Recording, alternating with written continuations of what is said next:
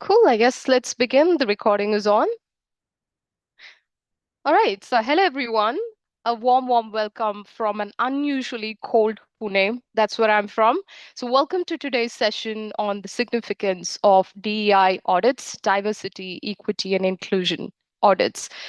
So, before we dive right in, I wanted to take a quick minute to give a little bit of context on what do we mean by DEI audits and how is it relevant to our upcoming conversation today? So think of these audits as your organization's compass, which kind of points out the gaps, it helps you track the progress, it steers you towards a real impact. That also kind of reflects on how your DEI initiatives have stood between the duration. And that's why today we're going to go beyond the buzzwords to explore how these DI audits can transform the hiring, the engagement, and talent strategies, and much more. So now let's dive right in. And before we begin, a quick little bit of introduction about myself. And I'm Nisha, your moderator for today. I'm deeply passionate about creating meaningful learning experiences and fostering inclusivity in the workspaces. Now, let's meet a brilliant panelists who bring a wealth of expertise and fresh perspectives to this conversation. So I'm going to begin with Ritu. So, Ritu, over to you. Could you tell us a little about your journey and your current role? Sure. Thanks, Nisha. Again, good evening, everyone. Really excited to be here. And this is a very engaging topic. I'm looking forward to the discussion and what the other panelists have to say. So Ritu Srivastav here. I am currently associated with Collins Aerospace. It's a subdivision of RTX, and in this company, in this role, I've been there for about 2.5 years. I carry over a decade of experience. Earlier, been with Wipro into diverse roles of HR, played leadership hiring, into talent management, DE&I, ventured a little into HR business partnering. And in the current role, I lead D&I for Collins India. So that includes our manufacturing and engineering centers. I'm also leading HR for one of the businesses here. So that's the shared services and tech pubs. So that's a little bit about me. And over to you, Nisha. Thank you, Ritu. That's lovely. Thank you. Pleasure to have you today. So, Ruby, if I can come to you, and I know you've been leading some transformative engagement initiatives, and if you could tell us a little bit more about your experience in fostering inclusive workplaces. Good evening, everyone, and I'm so glad to be here. Thank you for inviting me and having me over. I'm currently working with Harbinger Group. We are an HR tech company, and we provide solutions across the globe in HR-related domains and e-learning content. Um, Personally, I am very passionate about EEI. It's a topic close to heart, and that's why I readily agreed to be here. In my earlier stint, I've had the opportunity to work with big organizations like L&T Infotech, Mindtree, and few others. I have handled all the functions of HR. I come with 23 years of work experience.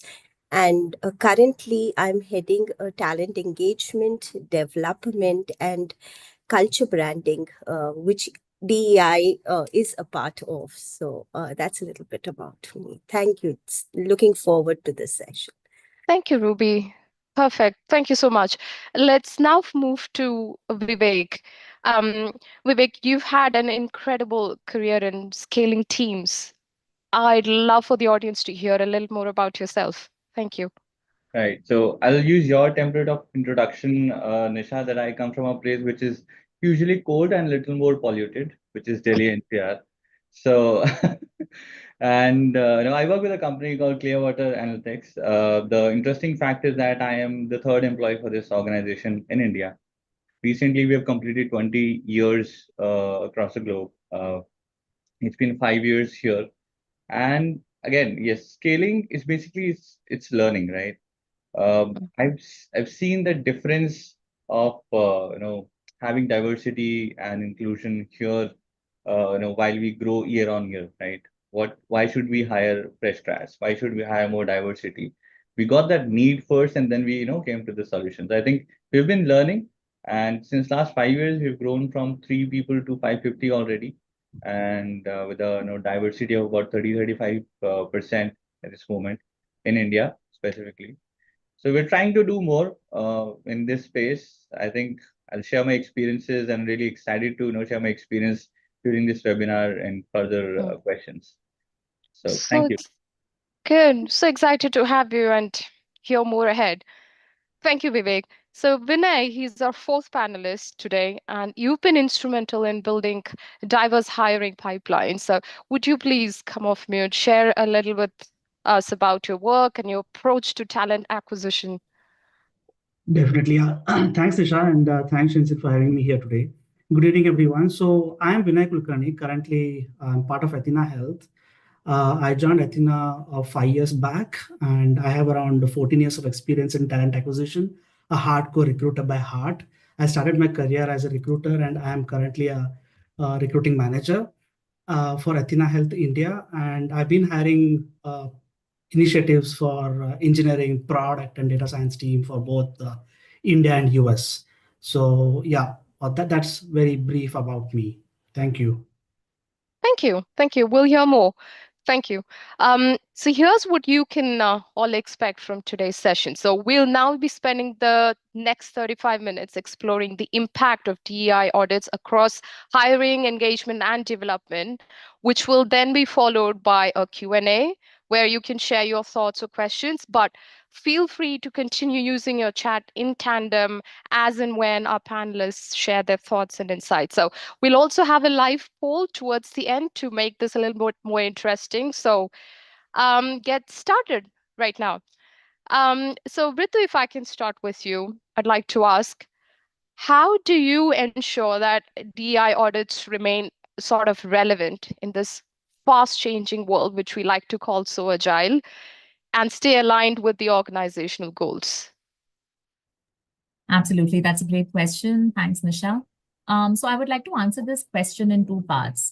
Firstly, by stressing on what is a DNI audit, and secondly, why should an organization invest in it? I think that basically will give us a sense of the ensuring piece that you asked. So a DNI audit is basically also called as an inclusive content auditing, which is an evaluation process. It examines an organization's practices, policies. Sorry?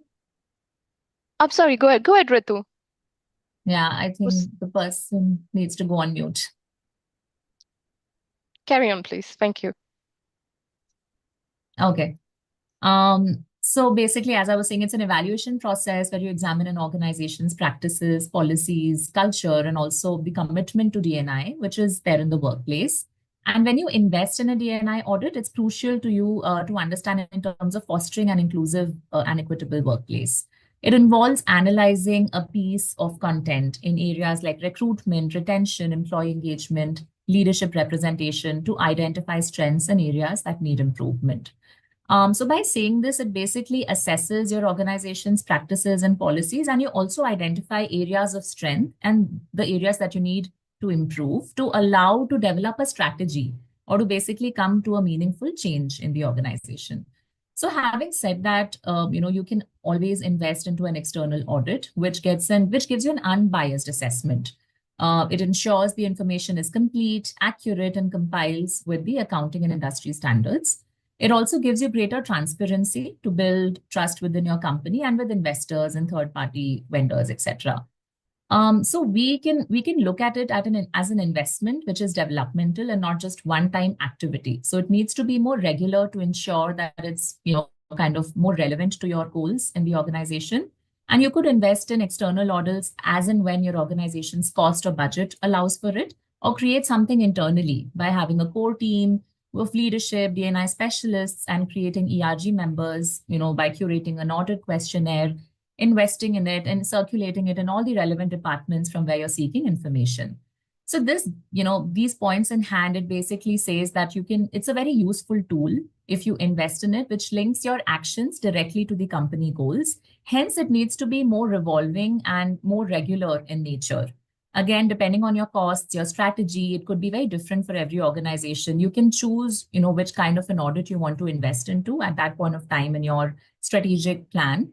and then probably look at it as a improvement scope or a lens where you kind of make it more recurring, more regular, and hence it's like a cycle. So the more you get into it deeper, it helps you reach your goals and at least meet your vision faster, or at least gives you a clear transparency lens to know and also reevaluate your goals and objectives every time you do an audit. It need not be the same setting stone that you started off with. It could keep evolving in terms of your audit results, where you actually stand. Your scores could increase. You may basically could be standing at a bronze level. You could maybe go up at a silver level. And these are just examples, right? It's basically how you get a scorecard out of an audit. So that's how I would like to summarize this question. I think it's more, it needs to be more regular. It needs to be more disciplined in terms of your approach. And again, staying very true to your vision, which is definitely there as your D&I goal in the company. Thanks for sharing that, Ritu. It's clear that, and how we sometimes some of the basic elements as regular maintenance, the life cycle of DI audits, and utilizing some of this powerful BRGs and ERGs in the organization is a great tool to keep things running. Well, that having said, without costing too much as well. So thank you for providing those alignment rules over there. Um, Ruby, if I could come to you and ask you that once people join an organization, the real challenge begins keeping them engaged. So, how do these DI audits help you crack the code on what employees need to thrive? Again, a wonderful question, and thanks, Ritu, for setting the context also right for beginning this entire panel discussion. I think that is a great, well answered question.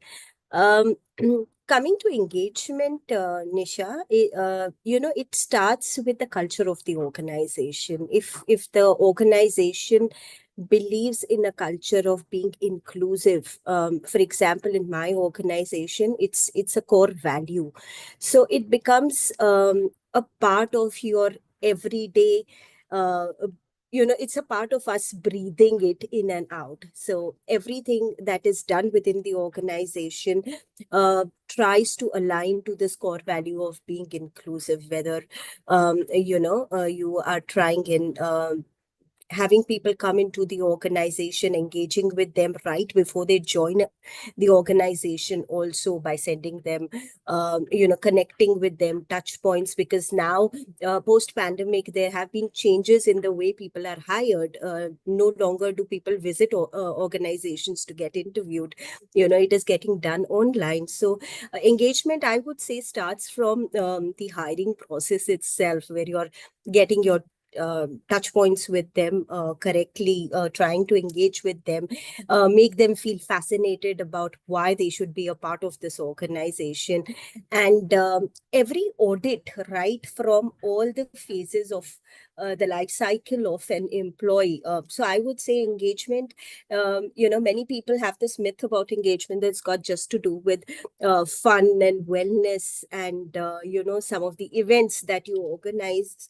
But that's not true. I mean, even when an employee is, or a candidate is just selected and has to be a part of the organization, your engagement with the person starts there. So how are you making them feel that they should be a part of this organization? Audits and the checks and balances start with how engaged they are, how many people joined you, and then of course the other cycles that follow, which could mean that after they've joined in, what is the kind of feedback that they are giving you about the organization. The training needs that come in. So even in training, how are you making it inclusive for people? Is it only for a particular set of people? Are you keeping it open? Even interactions, I would say. So how are new joiners looked at in the organization? Do they get an opportunity to talk with people? Can they share their ideas? Are there any forums where they can, their idea matters as well, even if it's a fresher in the organization? So how are you making them feel inclusive that way? uh, fun and engagement, fun and events is definitely there, organizing these different themes that happen throughout the year, which adds that little spice over there, whether it is Diwali or any other festive occasions, so to say. Um, Performance management, I mean, that's a big piece there. How involved are, people feeling? So is it looked at something that your manager assesses you, or is it that it is a process which starts with you? So, is there a collaboration where you know what is expected out of you? Your goals are set in, right? It's a collaboration. So for us, for example, we do it as a continuous performance management every month.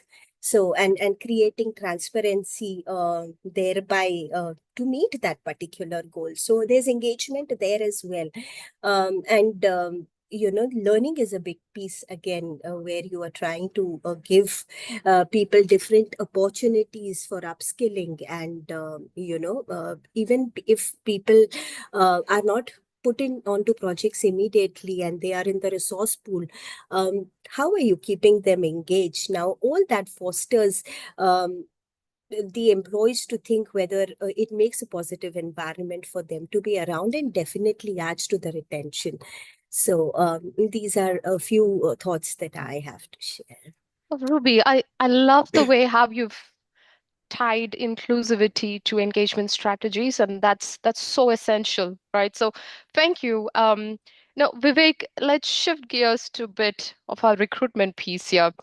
Um, so let's talk hiring. And if I had to ask you, how do these DI audits help you spot those blind spots in recruitment and bring more diverse talent into the mix? And now I know it's been an ongoing thing, but yeah, I'd like to see how you've been doing it with Clearwater Analytics. Thank you. Yeah, I think thanks Nisha for the question, and thanks Ruby and Ritu for setting the context and making me more nervous, because I think I'm still learning and I'm not sure if I'll be able to match your level of explanations here. But yes, I'll try for sure. Okay, I think DNA audits, act as a tool, right? It's a strong tool which tells us where we need to improve, right? It'll tell us where are the biasnesses going on, and then where we need to really work on, right? What sort of people we should hire.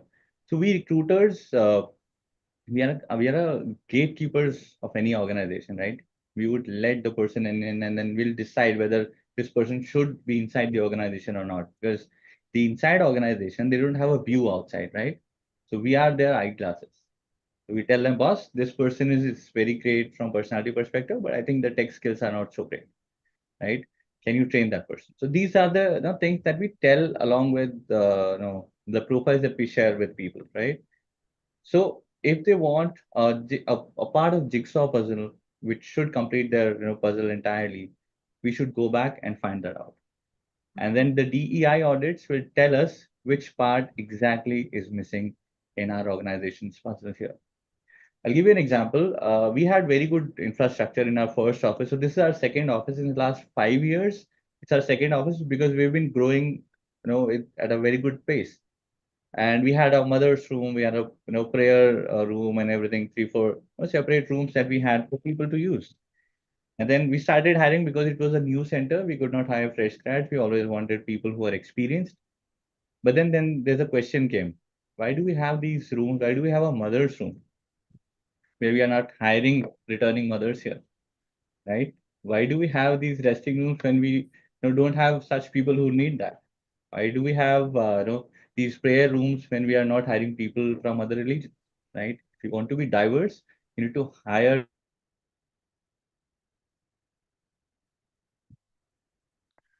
I think we've,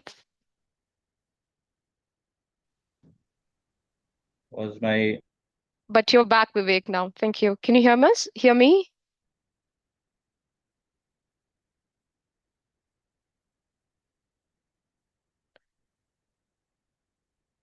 Vivek, are you around?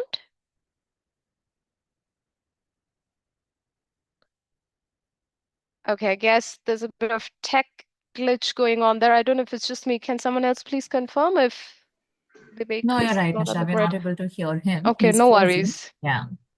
No worries. That was an interesting chat. Got quite cut short, but I guess we'll have him back shortly.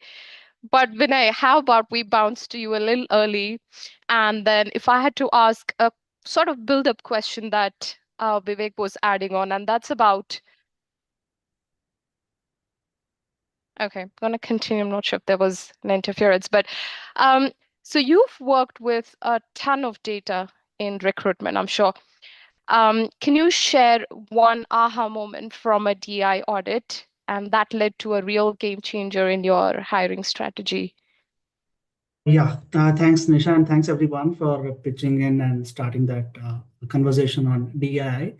Definitely, on in terms of hiring strategy, when being a recruiter, I always focus on the closure of positions, and to close the positions, we need to have a good talent pipeline. So again, we can't exhaust a talent pipeline when we are on a gear of hiring more and more people. So the audit findings often they are over dependence on the traditional hiring sources like the Naukri.com and the LinkedIn's and the other job boards, which will definitely limit the diversity of hiring what we are at now at the pace at what the industry is going through. So now we were planning we did that previous year. We tried doing it hiring through LinkedIn and Naukri because that was more of cost effective. But now when we were not able to reach that goal of what we were looking in, we tried trying hiring from professional organizations. Like we have plenty of professional organizations and NGO who are helping us with a lot of diversity hiring. To name few, we have Enable India, we have Pride Circle, whom we can hire. So we hire a lot of LGBTQ folks and disability people across India, in Chennai and Bangalore specifically focused on. And so we also hire all women universities in India so that we have that diversity breakup so that the inclusivity is there across the offices of three offices of Athena Health here. So that's how we are that is one of the important aspects how we are we are planning on the hiring. And the important other aspect is we are the face of the company when it comes to recruitment, because as Vivek was talking about, an outsider they doesn't know much about Athena Health, and we recruiters, we are the first people who reach out to them. And when we build that connection and reputation of what our organization is, we expect the same thing from our interviewers. So we came across wherein initial days of COVID, people were not aware of, they were not trained on how the interviews need to be done. So we came across a lot of bias. So then we built an interview structure with the standard questions, which will help them to understand what can they ask, what they should not ask. This all discovery happened in the COVID time as a project, and that's how we share till now with every panel an interview structure, which they have to use it while taking up the interviews, so that they leave that impression on the candidate. He joins, he doesn't join, that's a secondary. But when it comes to leaving an impression, the reputation, the branding, that's always done by us recruiters and also by the interview panels. So we mitigate that bias what sometimes we see in the interviews. So some personal questions were asked unknowingly, so we told them not to ask those questions. So and train these hiring managers on the inclusive hiring practices. Couple of these things we did so that now we are all aligned on how to hire people for Athena Health, and what things to be told and what things need to be avoided while discussing. So this is the practice what we are doing for the moment. Thank you. And those are great examples, Vinay. And COVID taught us things beyond a human's imagination. And thank you. Thanks for sharing some of those meaningful changes conducted in your company. So now let's dive a step more deeper into these real world applications and things that mean a lot to people like you and me. So Ritu, coming back to you, you've been in the DEI trenches, and what's that one myth about DEI audit that you would love to kind of bust for us today? Sure, Anusha. It's a very tricky question. I think the myth that, it's a little more gigged in terms of how you kind of approach it. So there are always plans and there are these surveys and reports and questionnaires that delve deep into various parameters of how an organization functions. It could be, again, as I was saying previously, it could be in the form of policies, processes, or just your engagement plans that you have set. So when you kind of invest in it, the myth is that it's always kind of you always know what to expect as a result. But many a times, when you actually get into filling those questionnaires, or you get into an audit, you actually get a very different result as what you were expecting it earlier to be. So that itself says that it's actually a myth breaker. So you should go for these audits. You should actually analyze and evaluate your own organization for it, because it gives you a very different perspective. You think as a DNI specialist or as a leader that I might, stand here in terms of, yeah, I'm not doing that great in this area, maybe from infrastructure perspective or my inclusion policies, etc. But then when you actually drill down to each level, it gives you a deeper insight. It really tells you that, yeah, you are more inclusive than you actually thought of. You have these, kind of available resources with you. As Vivek, rightly highlighted, I think infrastructure evaluation, you actually rethink those questions. Why do you actually have this room if it's needed, if it's not needed? And if it's, you need to maybe think of that space to be something else. So it need not just be, going with the trends that are there in terms of all the, just catching up with what's there, but it needs to be very relevant for your organization. Are you actually having those kind of people, or you're just doing a check in the box and, breaking those kind of myths in terms of asking those tough questions, which come out of an audit very clearly. So I think that's a very, simple answer, Nisha, that I have in mind for this. Yeah. Cool, thank you. And that's a fantastic example, I feel, and that's something that Vivek was articulating back there. But then Vivek will be coming back to you with a question, and hopefully you can continue with the example that you gave us earlier. Thank Yeah. you, thank you. So, Ruby, now, um, if we had to talk about talent development, employees want to feel seen, heard, and valued. And can you share an example of how the DEI audit insights has helped you create an initiative that sort of hit the mark? Okay. I'll go back to the post-pandemic or during the pandemic period, because suddenly the dynamics of talent development Mm, trainings kind of took a 360-degree turn. There were no longer those physical trainings that would happen. There were certain digital platforms, but people would rarely go there. There was no supervision that happened, and all this kind of brought about a question of, now do we kind of, and with budgets being the cost constraint being a very vital thing that was going on around during the pandemic time, it kind of uh, made us think whether do we stop the learning function for a while, wait and watch on what's going to happen with the pandemic, or do something about it. I think it was a game changer for us at that point in time, because we could quickly do something which is now trending and in. So learning in the flow of work is something we analyzed that our employees needed to learn. So learning could not be that, okay, now that pandemic is going on, shut your work, come back, take some learning or trainings from us. So it had to be constant. It had to be in the flow of work. So we had to design certain ways in which they do not need to be plucked out of their work, but can learn something while they are working.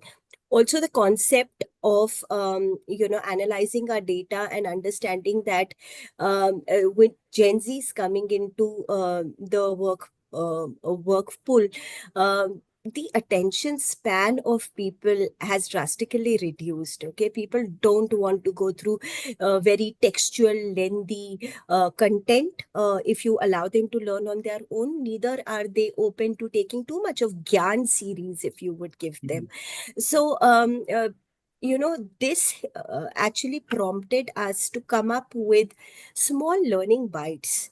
So we call it the 1 minute Gyan series, OMGs. And what we initially started doing was, we used to pick up a topic which was a theme for the entire month, and little pieces maybe one tip would be sent, that even if you don't open that email, but if it can be seen in the side window somewhere and you just kind of glance through it, it kind of clicks to you, oh, there's some learning that is coming from here. And if you could correlate those, and we used to have these polls or quizzes towards the end just to reinforce the topic. Taking that same example forward, we realized that over a period of time, we were sending this thinking that, oh, it's an interesting concept. Whether people are going through it, are really getting the piece right, is something we didn't know. So we've recently reformed that as well. What we've done is we send them a question which entices them to just pick up one option which is there. That definitely lets us know how engaging is this content. And then the next day we publish your results. So many of you participated. Here are the right answers. Here's this little tip for you. Now we've seen that the engagement levels with this, and our DEI audits helping us in terms of learning, understanding that we quickly need to move, that though we were sending a very nano micro learning content, how engaging is that also? We've kind of reformed it and come up with something new. We recently also did a DEI to understand the working of our Gen Zs, and we had a webinar to tell our managers on how they can, abreast themselves and keep themselves updated and tune their managing style to manage the Gen Z coming in. And that is now a part of this OMG series as well, where small tips go out as reinforcements that we took a panel discussion. Do you remember this tip and what do you think is the right answer? So we did a big panel discussion, but then now there's a reinforcement through OMGs. That's one quick example that I can think of. Of course, along with that, nano-sized nuggets works very well.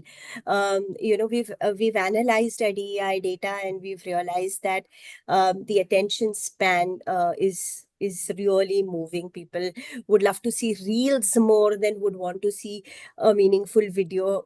So we've been trying to see that how even our video content can be made a little more interesting that way, where there are no double clicks, and also basically understanding the psychology of a learner is what these audits have helped us, and we've been fine-tuning our learning content accordingly. So these were some examples from my end on that. Thank you.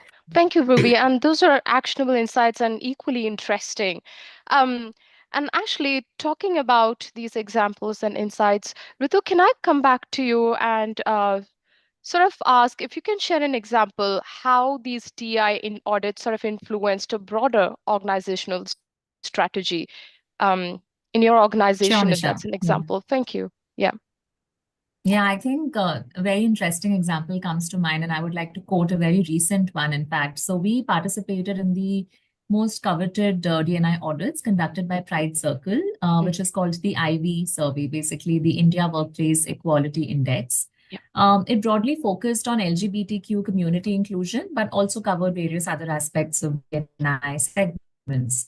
So we were honored to secure a top employer bronze position in their results, and we just got felicitated last week. So this is a huge win for us, especially more because it comes at a time where we are just in the middle of our Pride inclusion journey at Collins Aerospace.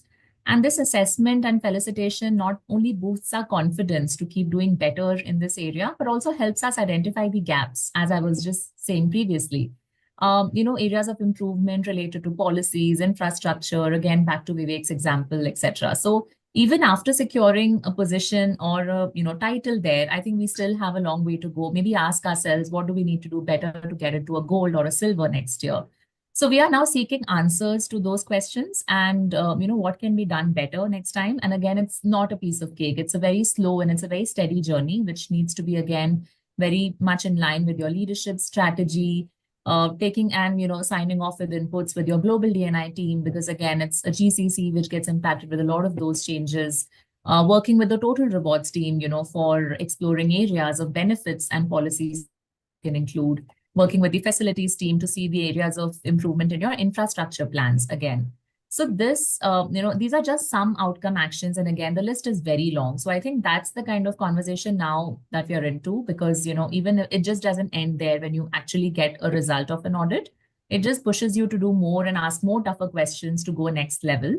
And I think, again, it's very different for every organization's goal at that point of time. So again, this is more like an encouragement that you get for keep going, to keep going in this area and this journey. So that's the example that I had, Nisha. Thank you. Thank you. And what a perfect time to have the plug of IWEI award ceremony that happened last week in Bangalore, I suppose. So thank you Yes. for making that mention, because then that kind of gives you a very practical example of how DI audit really helps, and that kind of shows where the organizational health stands up at. So thank you, thank you. Vivek, now you were in the middle of making a very impactful example. So I'd like to come back to you to have you continue and then dive a little bit deeper about a build-up question. So over to you. Okay. Initially, I thought my answer was so bad because of which I was kicked out of the meeting, but thank you for letting me continue there. So I think I was about to close my answer there, that it's actually a tool which helps us what sort of people we need to hire more, right? And to dive into this answer again, as we grew year on year, we got some feedbacks from people through our ESS employee surveys and other happiness surveys that we continue to do in our organization. And then we got to know, boss, these are the kind of people that we need to hire next year, so we could get our targets of next year from current survey. And that's how we intend to hire people, different sort of people in. And how we started our center, we had two offices, right? For both the opening ceremonies, we invited people from all the religions to bless us for our office, right? We don't keep any statues here in the office, but yes, we do facilitate people to follow whatever they want to follow, right? And year on year, we're doing new things. I think when I talk about what all we have implemented here in Clearwater, I can explain that more. So Hmm. Well, maybe that leads to the follow-up question, which I wanted to ask. Um, so hiring talent is one thing, but then keeping things fair and equitable is another avenue, I feel. So what's that one roadblock or challenge, Vivek, that you faced while acting on a DI audit, and how did you kind of smash through it? okay, so I think the challenge was to make these surveys very candid, right? Hmm. To make people aware that boss, nobody is going to judge you for what you are mentioning there in these surveys. We have these ESS going on for managers here, right? And we get bad scores at times, yes. But I think we train our managers also to make them understand, boss, you have to accept this fact, right? If you did something, I think again, this will come to you. And then these are the constructive feedbacks that you're getting directly from your team, right? You always get these things from your bosses, right? But I think if you're getting from your teams, you need to digest it and probably work on it. And similarly, I'll just quote an example here about the roadblock. So recently there was a presentation going on here. We do it for our fresh grads. And there was one person who came up with a very nice presentation there, and it was related to one mythological character, which is again connected to one Hindu god. And there was a diverse workforce there. People were sitting. I think this person really went deep into mythology, and that's when few people started saying that, boss, we have a hard stop, right? We need to go out of the meeting, this and that. And we could understand that this happened because we talked about one specific religion here, right? So that is why we're training our managers continuously. Was be very open, and you need to feel like make people feel like they're part of this, right? Don't be specific to one religion, one gender, one race. And that's why we've done a lot of things here. We have revamped all our JDs here, job descriptions.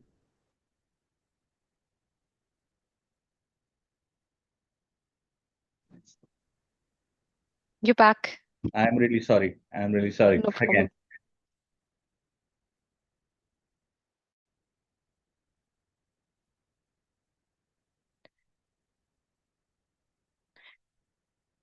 All right. Well, I guess he'll resume in a while.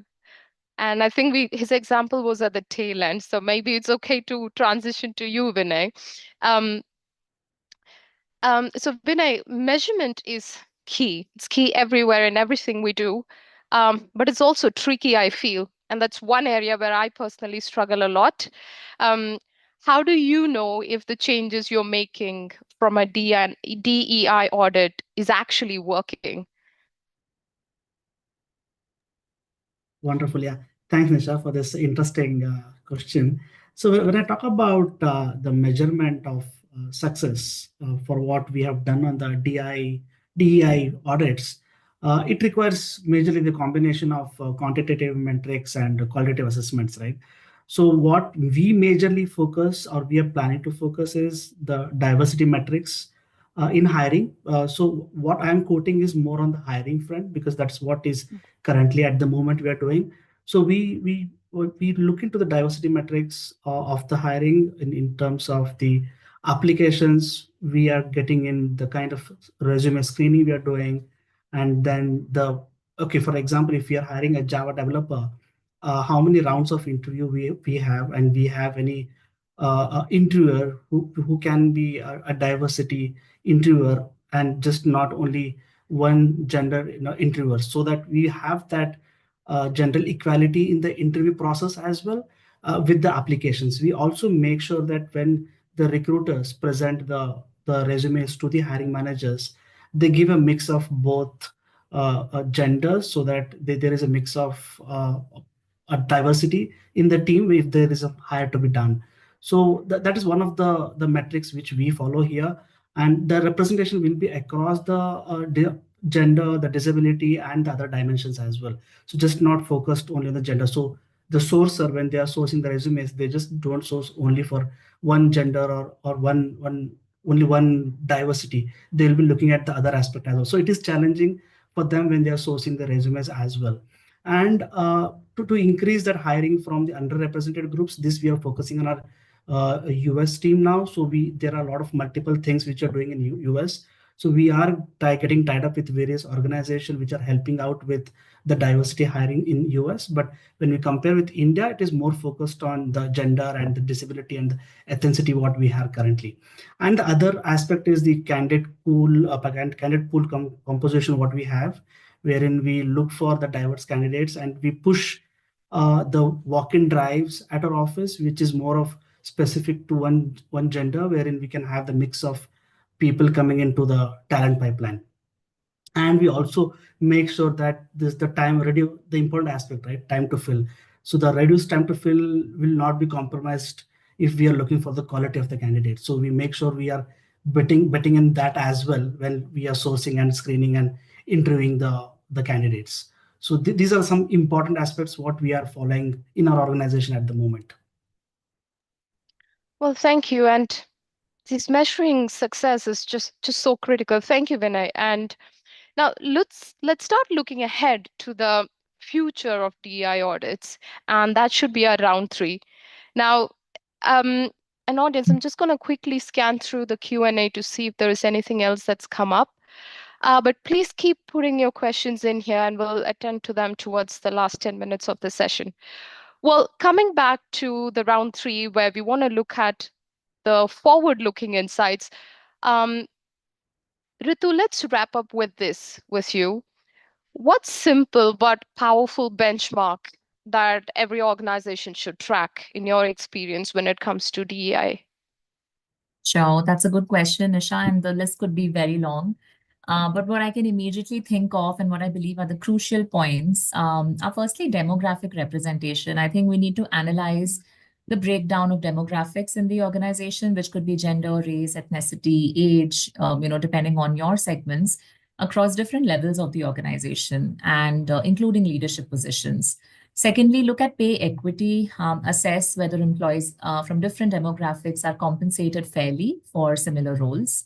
Thirdly, I think look at the inclusion index, which is just to measure the extent to which employees feel valued, respected, belonged. I think belongingness is one of the key terms which is picking up now in the industry as we move a little away from the nomenclature of D&I. Regardless of their background. So it could be in the form of annual, biannual pulse surveys, engagement surveys that your organization runs, etc.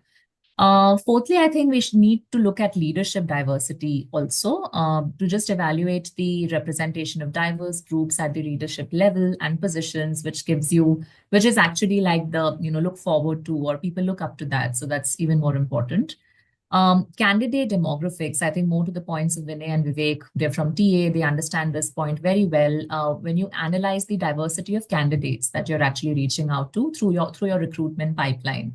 So the process itself needs to be a little more transparent in terms of how you are kind of evaluating candidates. It could be application stage, sourcing stage, interviewing stage, and the final selections as well. Then another point is the ERG participation score. I think that needs to be benchmarked and evaluated for sure. Otherwise, you just have a number of ERGs in your organization, and that's just again a tick in the box. You don't really have people working in it, or doing the meaningful work that the ERG was supposed to do. So I think just monitor that engagement and the participation rates through your regular connects with the ERG chairs, co-chairs, leads, etc. Lastly, I think also, we can look into the partner diversity, which is more to evaluate the diversity of the organization, suppliers, and vendors. That's a very critical point. A lot of these audits now and the scorecards which companies are circulating include the supplier diversity piece now. So which is becoming equally important. So we have a lot of vendors, a lot of players in the market that are solely run by these communities. Pride Circle hosts Rainbow Bazaar, for example. That's hosting businesses or products for sale only by the LGBTQ community. So that's a very great example. I think it's just very vibrant in its nature.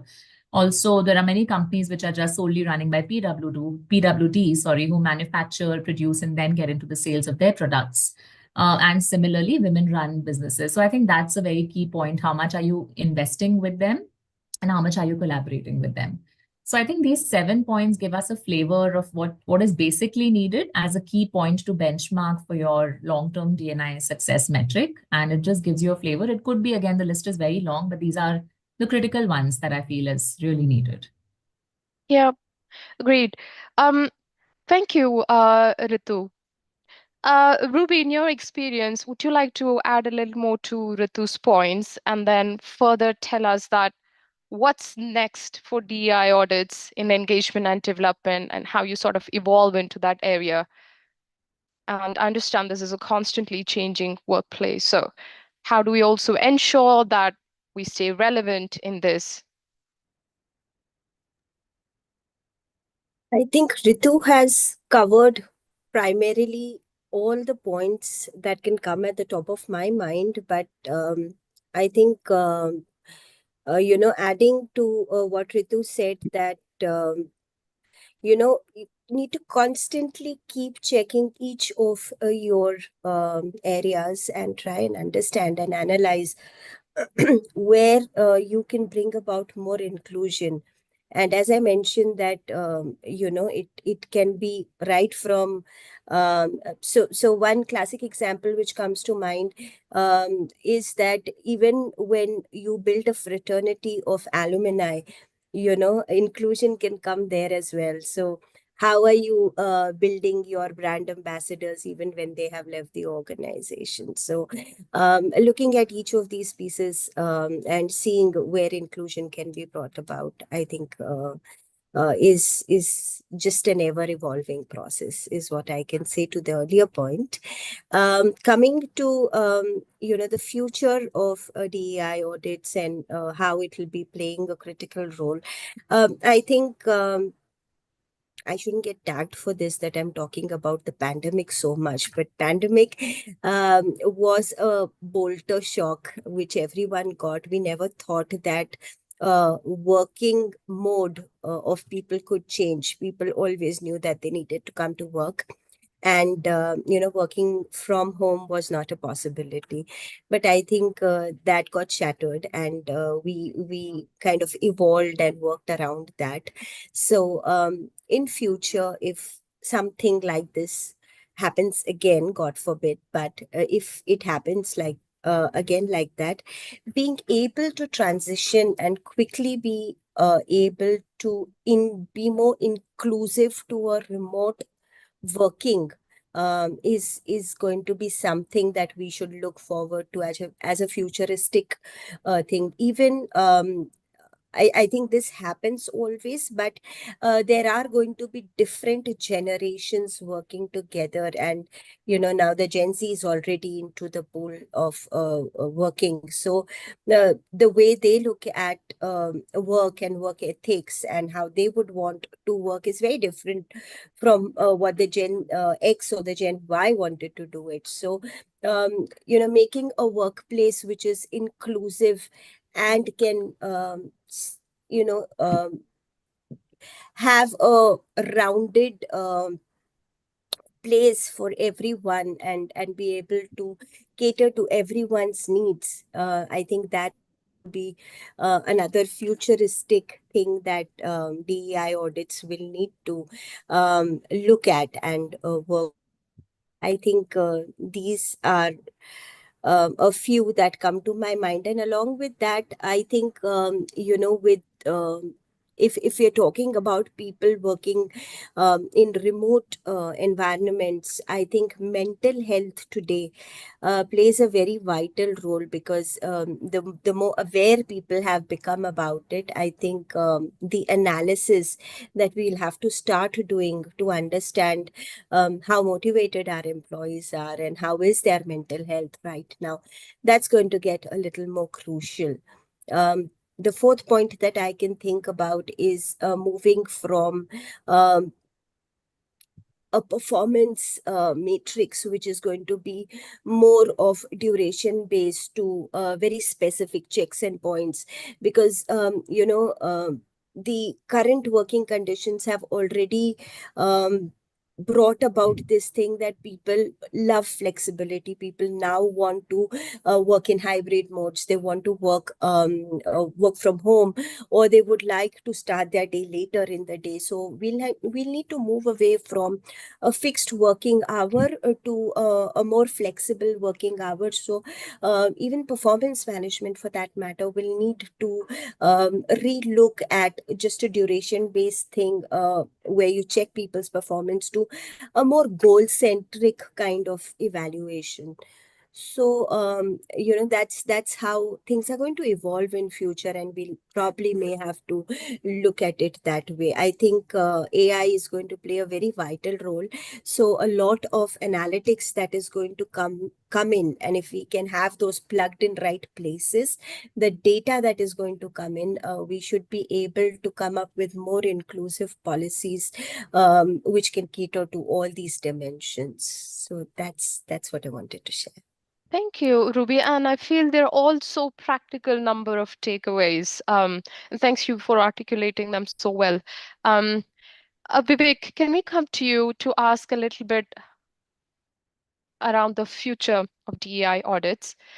So looking ahead, what Hmm. advice would you give to organizations who are starting their DEI audit journey? Sure. So I'm audible, right? Yes. Perfect. I don't want to Vivek, leave I my can't face. see you, but I Yeah. think you're around. Go ahead. That's what I'm saying. Please I don't carry want to on. keep my Yeah. face out of embarrassment, guys. So, but I'll still try and answer the questions. Okay. So I'll take you to what made us do these DI audits first, and then I'll tell you what's the future. So initially, when we hired people, we had no time to train, and then we started hiring. So if there's a level 1, 2, 3, so we started hiring people at level 3 onwards, so that they are on the job day one and they can start delivering, right? 1 year into the same business, we thought, boss, these guys don't have anyone to train, right? And if we want to bring these people up, where are those people who should take their work, first of all? So then we thought it's time to hire fresh grads for the organization in India. We've been doing it for the other geographies, but let's do it for India. Okay. Then we hired fresh grads, and then again we did our survey. And then we got to know that, boss, there's different set of training needed for these guys, right? These are Gen Zs. These are not easy kids, right? They want everything at once. So we had to train them. So then we created a program for them. And then after that, we thought, okay, boss, this is done, but how do we make them grow? How do we make them learn? Is there a strategy around it? So we created a 3 year entry grad learning program there, right? So now we have a diverse pool which can go vertically up as they perform. And then there's a problem came that, okay, so we have good pool, people are working nice, but do we have a diverse workforce? Do we have people from different religions, people from different ideas? Do we have enough creativity in the workforce? And the answer is no. And this answer we got from our DI audits again, right? Mm. Then we started hiring more diverse people, more females, right? More people from other religions, right? We opened our hiring for people who want to relocate back to Delhi, people who want to come here and work, right? We started hiring some remote people also.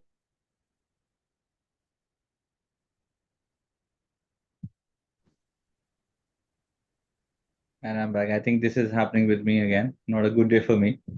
So No worries, no worries. We can hear you though, still.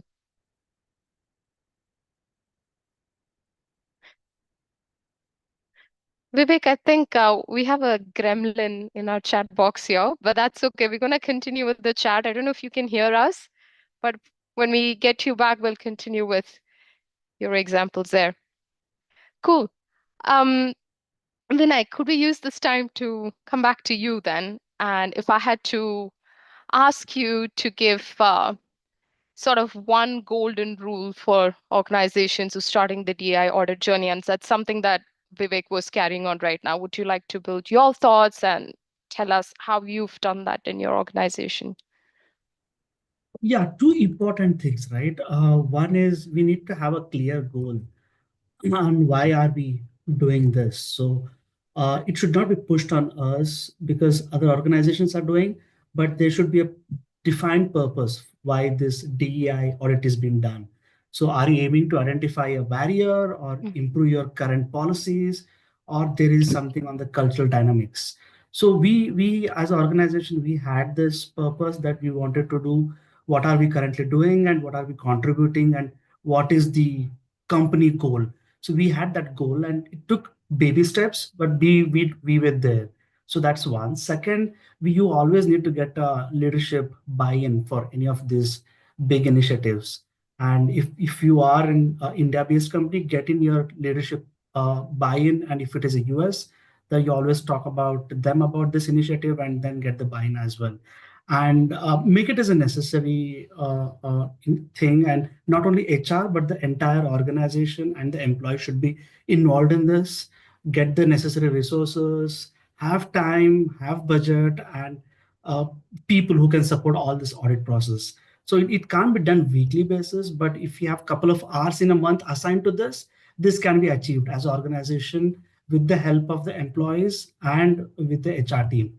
That's one. And yeah, approach with the transparency. The third point, what I can talk about is approach with the transparency, saying communicate clearly about what are we doing, why are we doing this audit, and make employees understand how will that will help them and help the organization to achieve what the leadership team is looking at.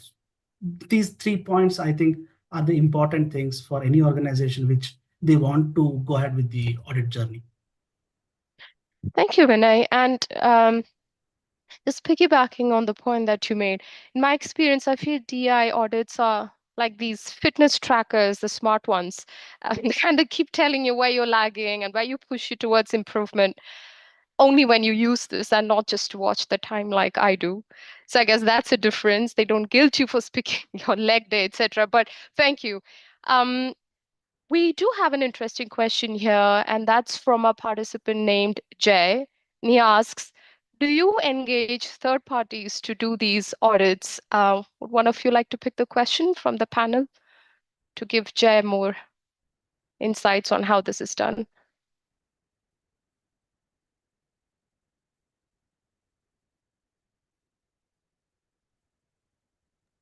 Yeah, I could take a shot at it, Nisha. So to Jay's question, yes, we do engage with third parties to do these audits, and it links back to my first response to your question, where I mentioned that, it all depends on your organization's cost and budget at that point of time. So it's very important to do these audits regularly. So it depends on that situation. Third-party audits give us more transparency. They're more detailed and they can, actually touch upon every drill down question that you have in mind. And as I was highlighting earlier, it also gives you a deeper assessment very practically in terms of where you stand. Again, it's a little different than the internal audits that you do because, again, it might have a little more biased opinion there. So we do engage. There are a lot of vendors out there, a lot of consultants which have these audits they conduct year on year, and they're also linked to a felicitation in terms of a conference. They actually invite you for a larger knowledge sharing session. It gets into a loop where you are always approached for these audits in terms of regular reports. So these reports are shared with you, then they actually also can help and assist you in terms of implementing some of those action points that come out if you're interested to. Again, comes with some cost, some could be a little different than what you're actually signing up for. So there are these options, and I think it's a more unbiased, transparent, clear, result that you get through these. So yes, the answer is definitely yes. Well, thank you. Thank you. Hope Jay was able to get the answer he was looking for. Thank you, Ritu. And I know we are on the top of the hour, and this was quite engaging and so much to cover, so much to unpack yet, I feel. Um, Before we close, any final thoughts from you, Ritu, Vinay, Ruby, that you'd like to send to the audience or something for myself so I can take it with me and apply in my organization? And with that, we can make this a wrap. Yeah, I think I'll just break the silence again. So this has been interesting. I learned a lot of, honestly, a lot of TA perspectives from Vivek and Vinay, and I think it comes with their roles of specialization. So it even highlights that audits, go deeper into the talent acquisition process as well. So that's one of the insights that I would take away. We usually focus a lot on the existing process, policies, how you're kind of promoting people, developing talent, and what you see is more like a tangible result. But I think this is all in the back end. It just begins at the stage where you're just in the mode of hiring an employee for your organization.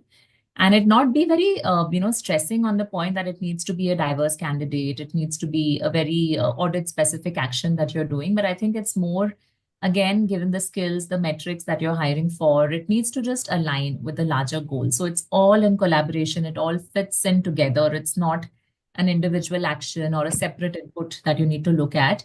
And hence, that actually helps you through an audit that you do. So it's just to stress on that, create something internally if you can't afford to go for it in an external way right now. Keep having that pulse of the organization as often as possible. Through your HR connects, through leadership visits connects, again through ERGs, maybe creating a larger span, having team on the ground that actually does those touch points for you. So those regular nudges really helps a lot in the longer run, and that can help you redefine, relook at your questions for D&I strategies. Thank you, Ritu. That's cool. Anything from you, Ruby, Vinay? And I know we're 2 minutes over time, but yeah, I'd like to just hear one final remark and like to tell the audience to look out for the next session that comes up. So I'll talk if I get mercy from Zoom or probably my office network, guys.